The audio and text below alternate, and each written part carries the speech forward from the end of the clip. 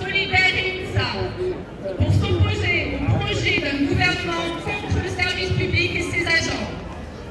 Car ne nous y trompons pas, un changement de Premier ministre ne veut pas dire un changement de politique. Macron persiste et signe, il restera jusqu'au bout de son mandat et nommera un ministre chargé de porter sa politique. Le désormais ex-ministre des 3 fonctions publiques, Guillaume Kasbarian, a multiplié les contre-vérités et le fonctionnaire bashing pour faire passer ses mesures d'économie. En proposant 3 jours de carence, la diminution de l'indemnisation de l'arrêt maladie de 10%, la suppression de la JIPA, il voulait faire des fonctionnaires les boucs émissaires de la dette. Nous le rappelons avec force, l'argument absentéisme est malhonnête. Les personnels de nos fonctions publiques ne sont pas plus absents que les salariés du privé. S'appuyer sur les chiffres de la période Covid pour dire le contraire relève de la malhonnêteté intellectuelle. C'est aussi, oublier un peu vite, l'investissement sans faille des fonctionnaires, en particulier hospitaliers, dans la période du Covid, au mépris de leur propre santé. C'est volontairement taire certaines réalités dans la fonction publique territoriale dont les agents sont plus âgés et soumis à une pénibilité accrue.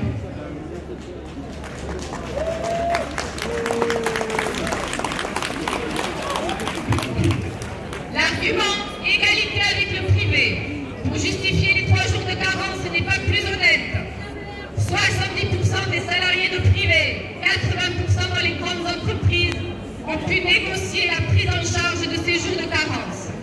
Ainsi, la majorité des salariés du privé n'ont aucun jour de carence.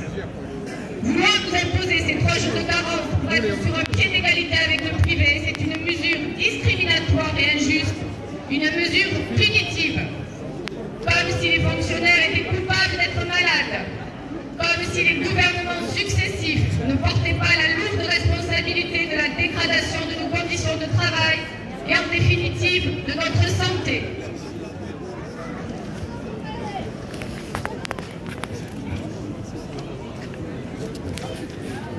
Comme si l'absence totale de médecine du travail, en particulier dans l'éducation nationale, ne participait pas aussi de cette dégradation. Il y a longtemps que les gouvernements successifs ont oublié que le Code du travail s'impose à l'État employeur. Il doit garantir la santé et la sécurité de ses agents. Or, ce n'est pas le cas.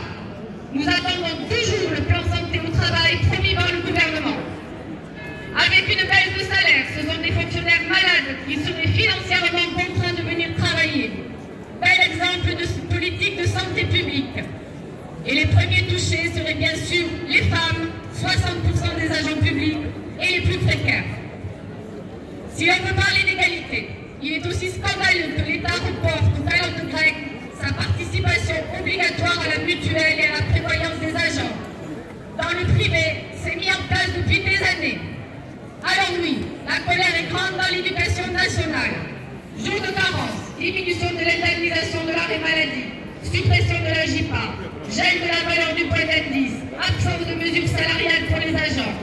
L'ex-gouvernement a stigmatisé nos collègues et dans le même temps organisé la dégradation de leur pouvoir d'achat. L'absence de revalorisation et de considération ne peut qu'aggraver la crise de recrutement qui persiste dans l'éducation nationale et fragilise le service public d'éducation. L'ex-ministre a assumé un renforcement du pacte, ce système bricolé pour mettre n'importe quel adulte devant les élèves, alors même qu'il n'est en rien une mesure de revalorisation.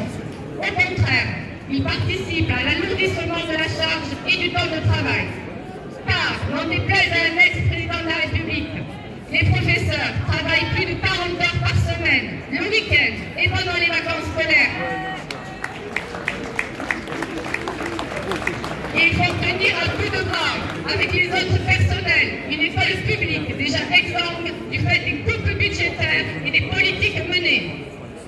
Les 4000 suppressions de postes qui étaient annoncées dégraderaient encore le quotidien de nos collègues dans les écoles, les collèges et les lycées. L'école publique est à un point de bascule. Adapter ces mesures ne peut que la pousser dans le vide.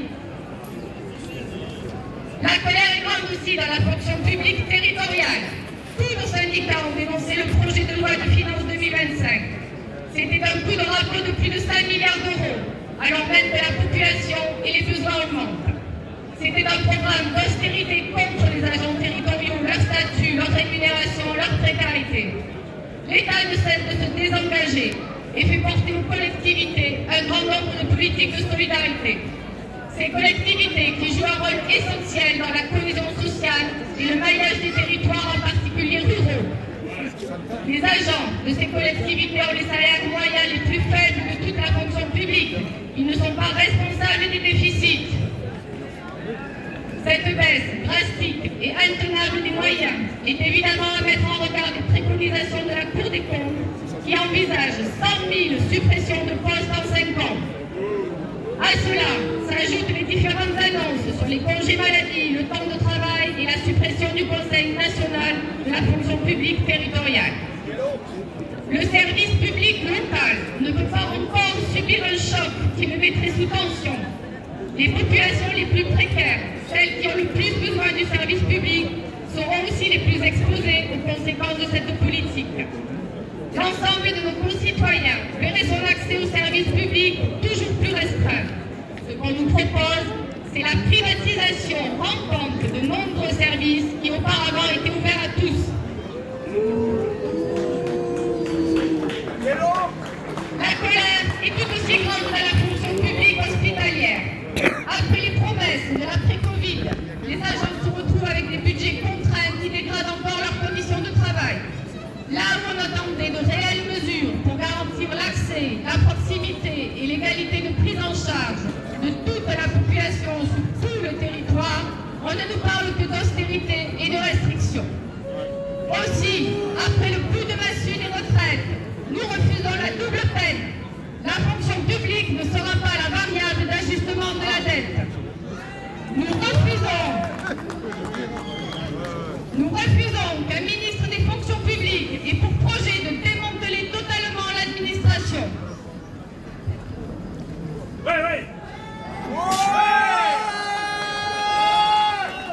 Nous refusons la vision de la société portée jusque-là par l'ex-gouvernement, ses glissements idéologiques et ses tentations de négocier avec le Rassemblement national. Nous réaffirmons ici la détermination de l'intersyndicale de lutter contre les idées de l'extrême droite.